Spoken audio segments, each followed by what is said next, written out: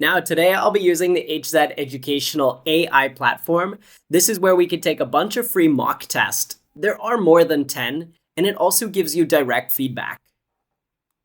So we'll go ahead, we're clicking listening test, and today we'll be on test number 6, so you can follow along. And once you get logged in, it'll look exactly like the exam. So we have listening part 1, listening to literary discussion. It's also going to give you the listening questions directly on the page and time you. At the end, we'll go through the feedback that is specially made for you. So the AI algorithms go through all the feedback based on the answers that you provide up here. Let's get started. We're going to hear a discussion about the modernist literary movement. Okay, so we know it's something about modern times, but literary means books, written texts. So modern books, and it's a movement. And then we'll have 8 questions. Let's get started. You will hear a discussion about the modernist literary movement and begin. Good afternoon, Miss Harper. I hear you've recently completed a comprehensive study on the evolution of modernist literature. How did you find the process, considering the complexity of that literary period? Good afternoon, Mr. Whitman. Indeed, it was quite an arduous yet intellectually rewarding endeavor. The modernist movement, spanning roughly from the late 19th to the mid-20th, represents such a radical departure from traditional narrative forms that it required an intense amount of close reading and contextual analysis. Authors like James Joyce and Virginia Woolf didn't merely evolve the novel, they fundamentally altered the way literature interacts with consciousness and time. I can imagine how challenging that must have been. Woolf's stream of consciousness technique, for instance, can be particularly labyrinthine in its structure, often blurring the lines between internal monologue and external reality. What, in your view, sets modernist literature apart from its predecessors, such as the Victorian era? All right, tricky. Okay, so because it's using computer-generated speech, sometimes it's hard to exactly follow. And this one was challenging, but I understand the concept, some of the key vocabulary. They talked about 2 different people and their contributions to the literary movement. But let's get into the questions. What does Mrs. Harper describe as one of the most intellectually demanding aspects of studying the modernist literary movement? Okay, what does she describe as the most complex part of the modern movement?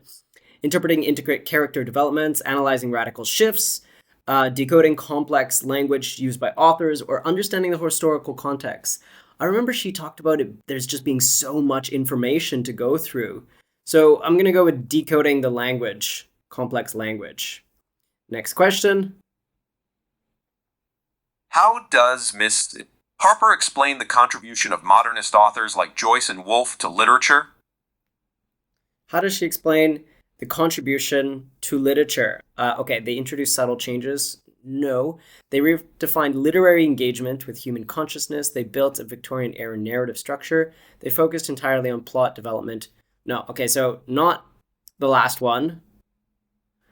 I think it's they were just redefined the engagement with human consciousness, because I remember hearing those words, human consciousness, and it seems fitting, and I have 3 seconds left. What challenge does Mr. Whitman highlight regarding Woolf's writing style in modernist literature? Ooh, okay. What challenges does the man highlight? Navigating the complicated inner works, distinguishing between internal thoughts and external actions. I remember hearing that. Interpreting intricate use of metaphors and symbolism. I don't remember hearing symbolisms. Understanding the detailed social commentary. He did talk about the internal thoughts and external actions. So I'm going to go with that because it's the one I remember. That's an excellent observation. What distinguishes modernist literature is its rejection of the certainty and order that defined Victorian realism. Where Victorian novels might focus on social order and morality, modernist writers grapple with fragmentation, ambiguity, and subjectivity. Joyce's Ulysses, for example, deconstructs traditional narrative structures by presenting time and memory as fluid, which reflects the growing disillusionment of the era, particularly after the First World War. This is in stark contrast to the linear, often moralistic narratives of Victorian authors like Dickens or Eliot. Quite true. In fact, I find that modernist literature also introduces an intense preoccupation with the interior life of characters. Woolf's Mrs. Dalloway comes to mind as a brilliant example, where the plot seems almost secondary to the psychological depth she achieves through her characters' interior monologues. How do you perceive this focus on inner consciousness impacting contemporary literature? Ooh, these are hard. Let's keep going. What does Mrs. Harper highlight as a key difference between modernist and Victorian literature? The key difference between modernist and Victorian literature. Modernist literature focuses on morality. Victorian literature embraces fragmented. No. Modernist literature rejects certainty. Victorian literature lacks social commentary. Not D. Modernist literature rejects certainty. Yeah, it rejects certainty. Okay, hopefully that captured my answer. How does Mrs. Harper describe the narrative structure in Joyce's Ulysses? How does she describe the character in Ulysses? It presents a linear, straightforward plot. It emphasizes fragment time memory. I do remember hearing that. Follows traditional Victorian morality. No. It deconstructs the character's intentions. I remember hearing that it emphasizes fragmented time and memory. So that's my closest memory. What aspect of Woolf's Mrs. Dalloway does Mr. Whitman emphasize in modernist literature? Woolf's Mrs. Dalloway focuses on internal plot lines, exploration of characters' psychological depth, the moral lesson of narrative, fragmented storytelling technique. It wasn't the fragmented storytelling technique, and it wasn't the moral lessons of the narrative. They talked about the psychological depth of a character, but I don't know if that was for this particular novel. Focus on internal plotness. Whoa, let's click it. I don't think Profoundly, I would argue. The introspective nature of modernist literature has influenced a generation of writers who followed, particularly in postmodernism. Today, authors like Haruki Murakami and Kazuo Ishiguro still play with time, memory, and perception, exploring the complexities of the human psyche, often in ways that challenge the reader to question the reliability of the narrative itself. The legacy of modernist experimentation with form and consciousness is, without a doubt, deeply embedded in contemporary literature. Absolutely. While Victorian literature remains a critical foundation, modernist literature's innovative approach to narrative and its exploration of the human condition resonate profoundly with the complexities of contemporary life. Its influence remains visible in almost every literary genre today. Fascinating. It seems the modernist movement, despite its initial difficulty for readers, has left an indelible mark on literature. Would you say it has successfully transcended time in a way Victorian literature did not? Good question. Let's go to next. What does Mrs. Harper suggest about the impact of modernist literature on contemporary authors? What does Mrs. Harper suggest about the impact of modernist literature on contemporary authors? On contemporary authors, focuses on an internal plot, has no significant influence on modern writers. No, B is incorrect. Deeply influenced writers like Murakami and Ishiguro. Did they mention those characters? It emphasizes simple, straightforward narratives. Okay, B and D are not correct, but I feel like they did mention these two writers, and that would seem correct. Let's hope. How does Mrs. Harper describe the legacy of modernist literature in relation to time, memory, and perception? Time, memory, and perception focuses on internal conflicts. It challenges traditional narratives through introspect. It rejects introspectives and focus on actions. Ooh, it's either A or B, but I don't remember if it rejects it or challenges it through introspective. I think it's B because it challenged it through introspection. Seems right. Okay, part number 2. We're going to listen to a work-related conversation. You'll hear one between Ethan and a colleague. 5 questions will appear. Let's hope that we can get them all correct. Ethan and his colleagues, let's begin. It seems like you're completely engrossed in work these days. How are things shaping up at the office? It's been quite overwhelming, to be honest. We're currently juggling a major client project and dealing with an internal restructuring simultaneously. Every process is under scrutiny, and the pressure to ensure flawless execution has been relentless. It feels like walking a tightrope every day. That sounds exhausting. How are you managing to keep everything under control? It's a constant struggle. I've had to work late most evenings just to stay on top of everything. The restructuring has added layers of complexity, and the expectations from senior management are incredibly high. I'm coordinating with different departments, but the workload is staggering. That's tough. Has your team been able to support you through all of this? They're doing their best, but everyone is stretched thin with their own responsibilities. We've considered bringing in consultants to manage some of the transition, but even that process is slow. Training new hires or temps would take time we don't really have, though it might be necessary soon. I hope you can find some relief soon. It sounds unsustainable. Definitely. I'm hoping things stabilize, but it's hard to say when. A short break would be ideal, but even that feels distant at the moment. Okay, so Ethan is going through a lot of restructuring in his company, and his colleague doesn't sound very sympathetic because she's a robot. Let's look at the questions. What is the main issue Ethan is struggling with at work? Balancing client projects, complex internal transitions, kind of, multiple projects, dealing with both internal and external demands. Internal transitions, it's a restructuring of the program, so it kind of sounds like that would be the answer. Balancing ongoing, no, it's not the projects. Multiple projects. Yeah, are they external demands? No, he didn't really talk about external demands. Okay, next. How does Ethan describe the effect of the restructuring on his work? Restructuring, okay, it made coordination more difficult. It caused extra layers of workload. It added organizational confusion. Extra layers of workload. What solution has Ethan's team considered to manage the workload? What solutions? Temporary external advisors, bringing outsider experts, engaging consultant for transition support, or utilizing consultants. I think it was the consultants for transition support because they were people that would just come to help them transition the company. So it's not like long-term solution, it's just during the transition. What does Ethan suggest about when things will stabilize at work?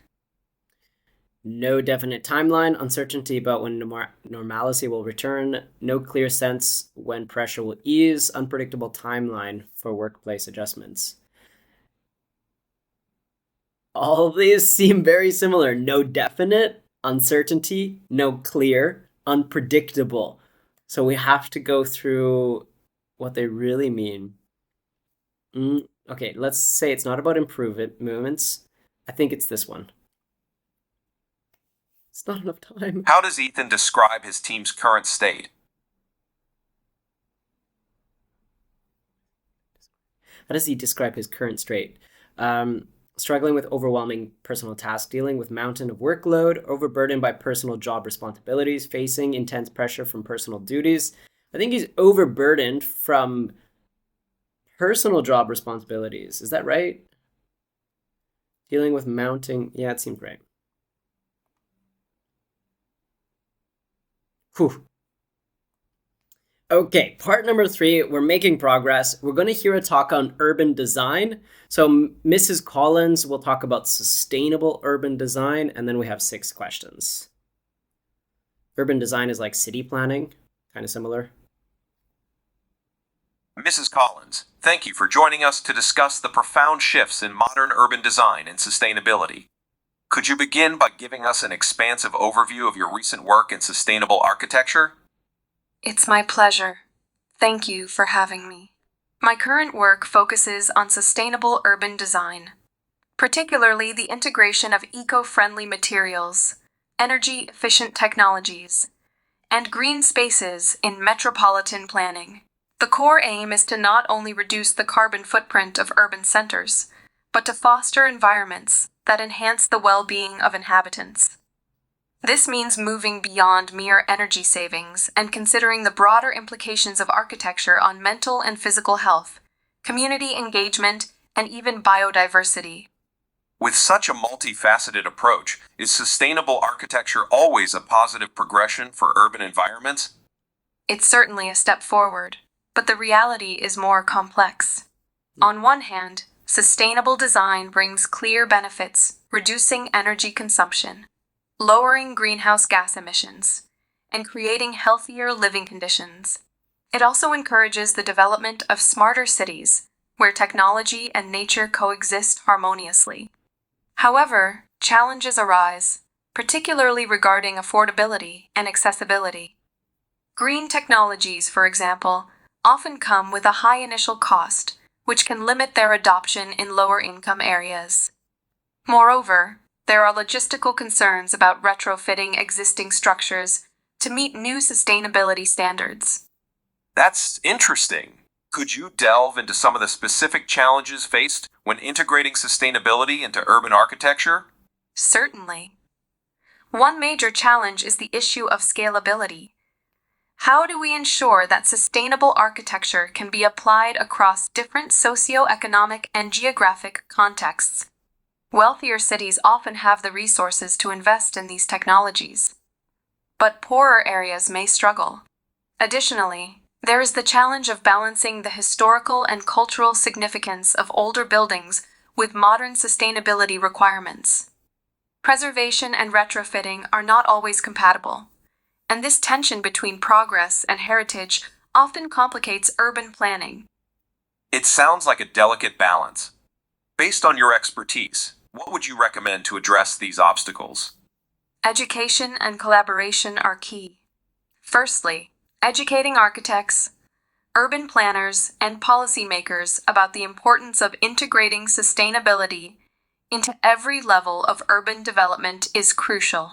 Secondly, encouraging collaboration between public and private sectors can help to fund and support sustainable initiatives in more cost-effective ways. Finally, we need to focus on inclusive design, ensuring that sustainability isn't just a privilege of the affluent, but a fundamental aspect of all future urban development. The ultimate goal is to create cities that are both resilient and equitable. Wow, Miss Collins, you sure had a speech. Let's see what they have for questions. 1. What is the central focus of Collins' recent work in urban design? Okay, her central focus: energy-saving strategies with urban life, creating eco-driven urban landscapes, integrating environmental solutions with human wellness, building greener, more efficient cities. All of these are mostly correct, but there's one that should be very correct. Eco-driven landscapes, integrating environmental solutions.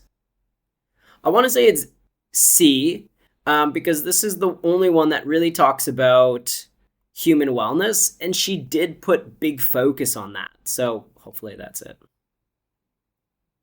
3. What tension does Collins mention about older buildings and sustainability?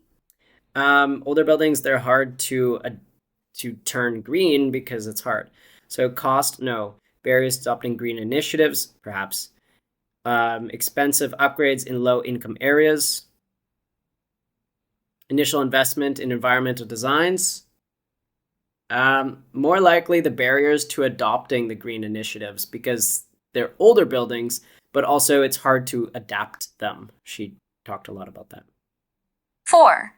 What does Collins propose to overcome obstacles in sustainable urban design? Okay, balancing heritage with sustainable revamps, clashing historical preservation with updates. Not really. Struggling to retrofit traditional. Yeah, but that's not a solution. The question asks, what is a solution? So the only solution here that would fit is balancing heritage with sustainable revamps. We are looking for a solution. 6. What does Collins emphasize as crucial for expanding sustainable practices? crucial for expanding sustainable practices, strengthening partnerships, creating synergy between public and private, encouraging unified funding, coordinating sustainable efforts through collaboration.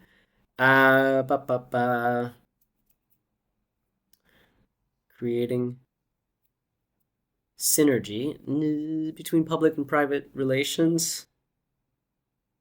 I'm going to say it is this because I heard public and private. 5. 2. What is one major challenge? 5. What long-term vision does Collins support for urban development? Long-term vision. Cities that are durable, crafting eco-friendly environments, building cities that withstand economical and ecological challenges, developing urban areas with stability. This is hard. All of them seem correct. Withstand economical, I want to say fostering, durable, and socially inclusive. 2. What is one major challenge Collins identifies with sustainable architecture? With sustainable architecture, integrating educational reforms, fostering informed design choices, blending knowledge and inclusive developments, expanding environmental education alongside design inclusive. Okay, these are all about education, but which one's the best? Design choices through education. I want to say expanding environmental education alongside inclusivity. All right, number 4. We're going to listen to a scientific report. So this does get more challenging, perhaps not as hard as part number 1. But we're going to hear, I think, from 1 or 2 people, the report about Proximia Centauri D. And then we have 6 questions. Generally, it's a monologue. So let's find out.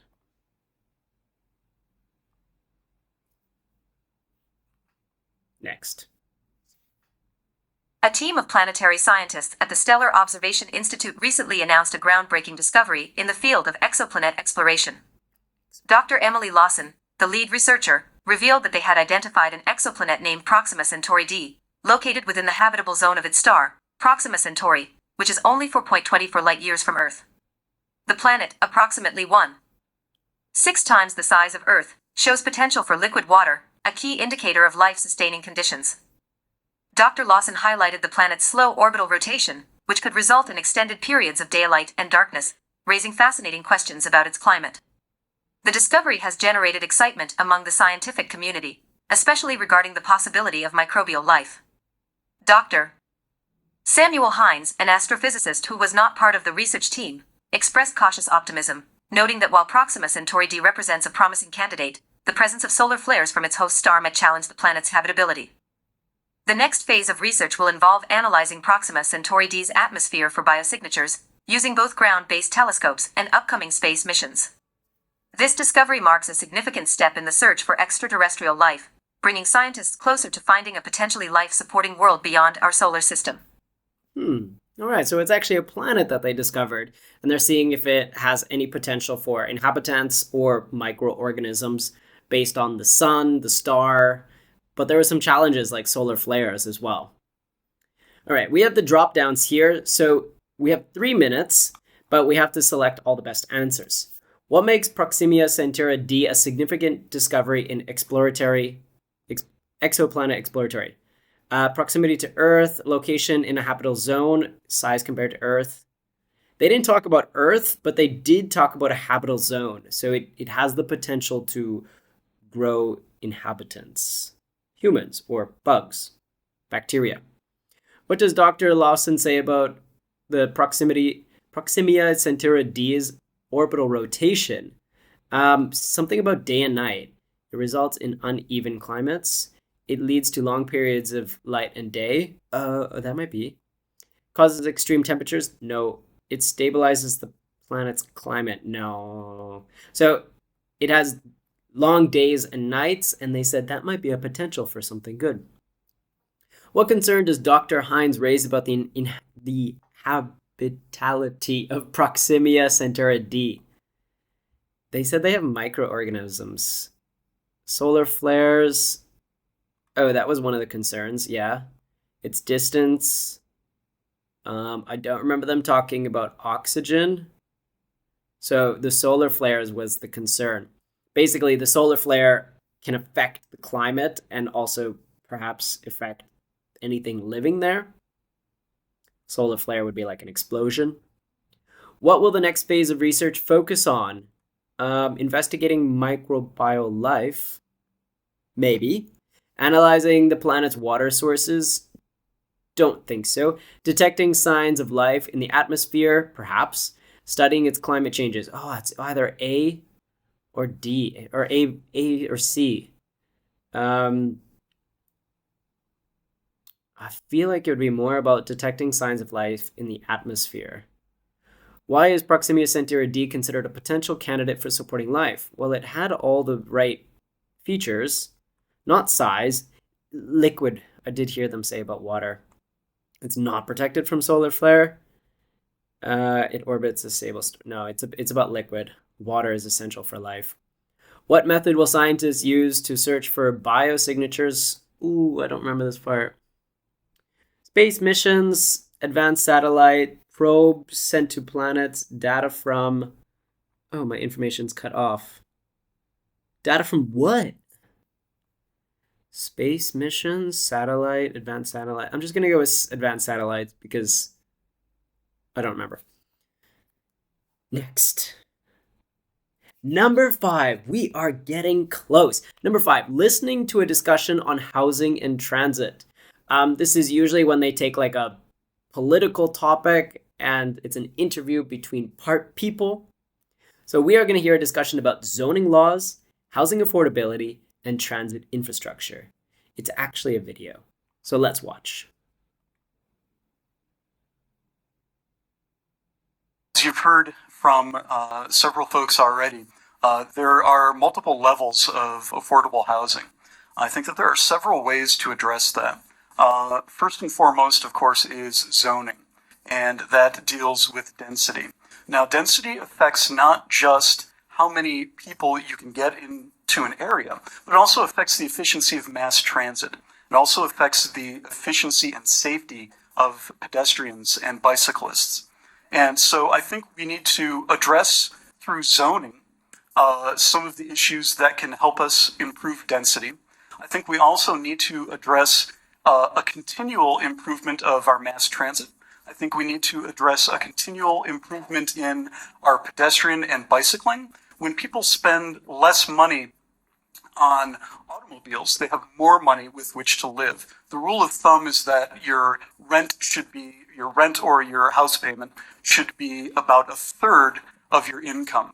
Affordable housing, of course, is just one component of the overall affordability of the city. And when I talk about affordability, I'm concerned because I think that as we become more unaffordable, that is the greatest single threat to the character, the soul, if you will, of the city. When you have to make $65,000 a year or more to be able to live here without spending over a third of your income on your housing, it means we're not an affordable place. Council is committed to 2,800 units of affordable housing over the course of the next 20 years. And that's a really big hill to climb in a very short amount of time. And we have to be taking every opportunity we can to climb that hill. So first is increasing supply of housing, increasing density in our neighborhoods. We work within a market, and we need to work within the market because our demand for housing is greatly surpassing our supply. The second is embracing these workforce neighborhoods, these workforce housing programs, because the people we're pricing out are often teachers, firefighters, bus drivers, young families, and that shouldn't be the case. But we need to make them successful by putting them near transit, by putting them near commerce. Okay, this seems like a housing crisis, a sustainable crisis in Vancouver. However, I can tell that it's very old because they said you need to make $65,000 a year, and that is just not true. So let's look at the questions. We'll have the drop-down questions. According to speaker 1, which of the following is most affected by zoning laws? That was the first speaker. The first thing he talked about, affordability, something about mass transit. efficiency of safe pedestrians. Ooh, that's closely tied. Or population growth, which is affected by zoning laws. Mass transit wouldn't be affected by it, but efficiency and safety of pedestrians would be affected. That makes more sense. What does Speaker 1 imply about car ownership and its connection to affordable living? Car ownership, like if you spend more money on your car, you can't spend it on your life. Car ownership directly increases the cost of housing. Car ownership reduces necessity for mass. Nope. Reducing reliance on cars frees up more income. Yes. And lowering car ownership. No. Okay, I just directly know that it's this one. Speaker 2 expresses concern over the city's affordability. What best describes his concern about the future? Speaker 2. Okay, that was the guy with the blonde hair. Increased reliance on mass transit. A risk to the culture. Yeah, because he said that is the soul, if you understand. The failure of zoning laws. No, that was guy 1. The decrease in jobs. No. That is the soul, man. Speaker 2 expressed concerns over the city's affordability. What was his view on it? He thinks it's catastrophic. He thinks it is a risk to the city's cultural and social. Yes, but that's the same as the question above. He thinks it's a failure of zoning laws. He thinks it's something we need to work on. Ooh, okay. Catastrophic seems like a pretty bold word to use here, but it's definitely not B or C or D. So I guess it's catastrophic. Speaker 3, the younger guy, mentions a commitment to affordable housing. What can be ascertained from it? I don't remember how many. 2,800 houses are being targeted. The pace of growing is not enough. It is a challenging progress. The pace of growth is enough.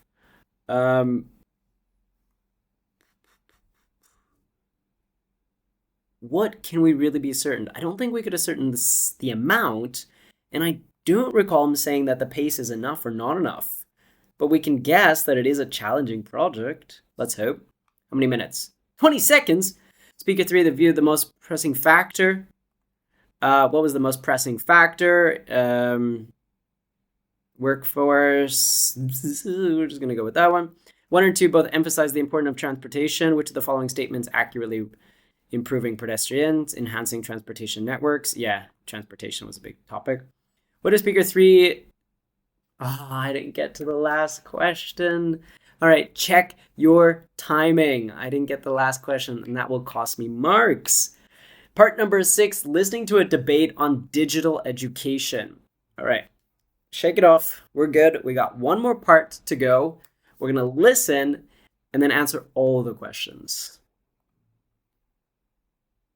We'll hear the debate. Dr. Evelyn Cartwright, a prominent figure in the progressive education reform movement, has recently introduced a contentious educational policy proposal titled Digital Futures. This initiative advocates for the comprehensive integration of digital learning platforms within secondary education across Ontario, with the goal of replacing traditional textbooks and in-class lectures with online modules, interactive simulations, and virtual classrooms. Cool. Dr. Cartwright's proposal, emphasizing the evolving demands of the modern workplace, posits that a curriculum grounded in digital literacy and technological proficiency is essential for preparing students to excel in a rapidly digitizing economy. The proposal outlines a phased approach, wherein all high school students will progressively transition to a hybrid model of education, with the majority of instructional content delivered online, and supplemented by occasional in-person workshops for critical discussions and assessments. In defense of her initiative, Dr.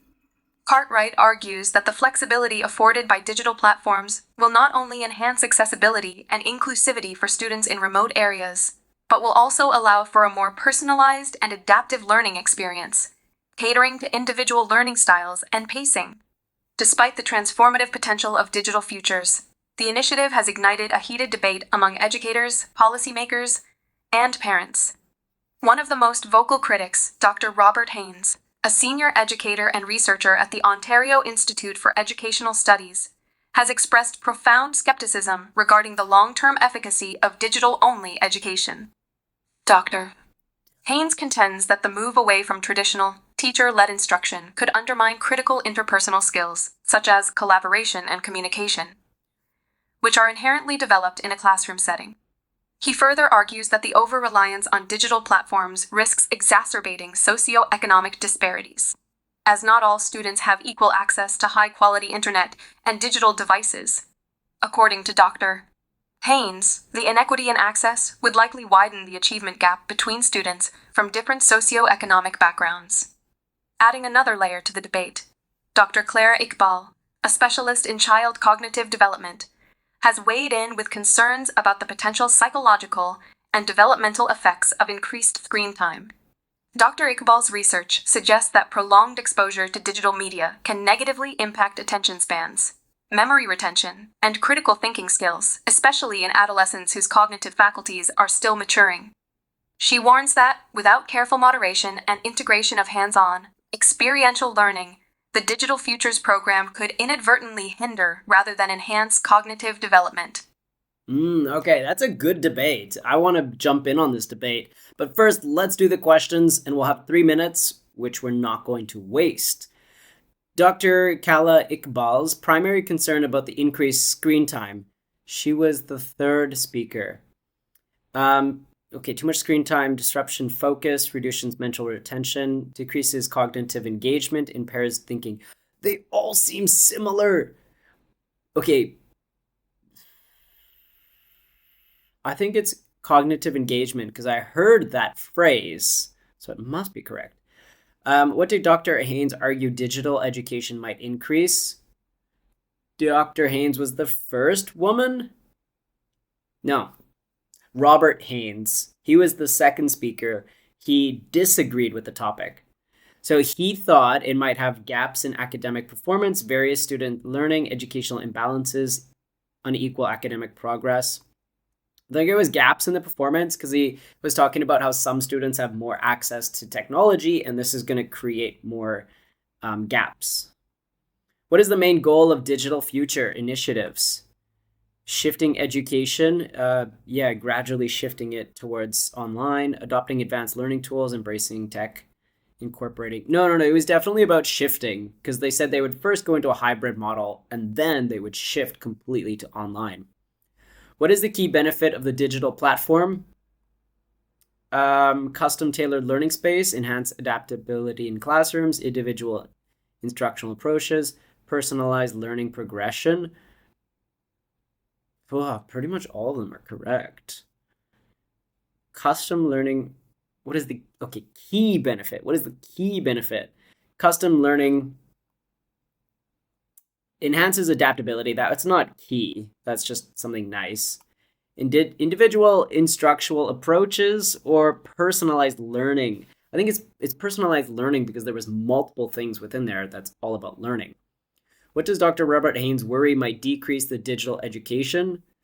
Independent work? No. Balancing teamwork? Something about teamwork. Adopting shared learning methods or cooperation over? No. Balancing teamwork. What might decrease? Okay, I don't have time. What development areas could be affected by digital futures, according to Dr. Iqbal? Could be mental process growth, cognitive learning functions, brain or intellectual something. What could be affected? Brain development, cognitive learning, mental process growth. I think it's cognitive learning functions, but they're all very similar. Do I have time to go back for this one? Decrease with digital education only. Balancing teamworking skills or independent work? No, I think balancing teamworking skills. And I have no time left, so I must submit. Okay, now as you can see on the HSET educational platform, we get our feedback. We get immediate results if we pass the test or not. And already I see that I got too many wrong. Okay, I got number 1 wrong. In part 2, I got these 2 wrong. Part number 2, I got 3 wrong. Well, part number 1, I only got 1 wrong. That was a hard one. That was very, very hard. I'm pretty impressed. Part number 3, sustainable efforts through collaboration. Fostering informed design choices. Yeah, that's the correct answer. Fostering informed design choices through education. Okay, I did not know that. Part number 4, advanced satellite space mission and observatories. Really? I did guess that. I guessed that question. Part number 5, increased demand exceeding supply in the housing market. Oh, I think I was short on time. Oh, no answer. Yeah. So because I didn't answer that, I didn't have time. It just provides me the results here. And in part 6, interdependent work. I read that wrong. I was thinking it was independent work. Interdependent work is between people. All right. On the next page, you'll see we also get our very own generated feedback. It also gives us our approximate CELPIP score, a 7. Not very satisfied with that. So if I did poorly on the listening test, which I did, I would have to do much better on the speaking, writing, and reading part. As a native speaker, I'm not very satisfied with a CELPIP 7, but that is my result. And as we go down, it'll tell me exactly where I should improve. There is room for improvement on making logical inferences. Thanks. Understanding opinions. This skill is necessary, and then it gives me some actionable tips. Do read this section because that is generated based on your responses. Practice active listening. Focus on detail-oriented questions. Interface exercises. Yeah, I can work on that. Definitely. Distinguish facts from opinions. Speed and accuracy. Thanks. Yeah. So anyways, you get your detailed feedback that's based on your scores, based on your results from the test. So go ahead and give it a try on the HZ educational platform. We have tests for all areas in CELPIP: reading, writing, speaking, listening. So if you got a poor mark on the reading or listening section, well, try out the speaking or writing and hopefully your answers are better. Today, I'm all right with a 7, but I was hoping for more. Now, when it comes to the listening section in the CELPIP exam, I want to share something about active listening and passive listening. A lot of students in general fall into this passive listening area, where they're just sitting there listening to a story, hoping that they're going to retain the information somehow. But as a test taker, you need to shift your brain into the active listening phase. This is where you're intentionally grabbing names, dates, opinions, any other information that seems critical. So you're not just sitting there listening to the audio. You're sitting there talking with yourself. Okay, Dr. Haynes thinks that this is important. Okay, the other speaker said that it's good for this, this, and this. So you're having a conversation with yourself in your brain about the conversation you're listening to. Once you learn this skill, it'll make the test easier, not perfect, but it'll make it easier to grab the information. If you found this information helpful, and if you want to take the test online, the full mock test, please head over to our channel or hzeducation.com. You can also subscribe to the channel down below, where we post videos every week for the CELPIP exam. I'm Scott from HZ. Thank you for following along with us, and I'll see you in the next video. Bye-bye.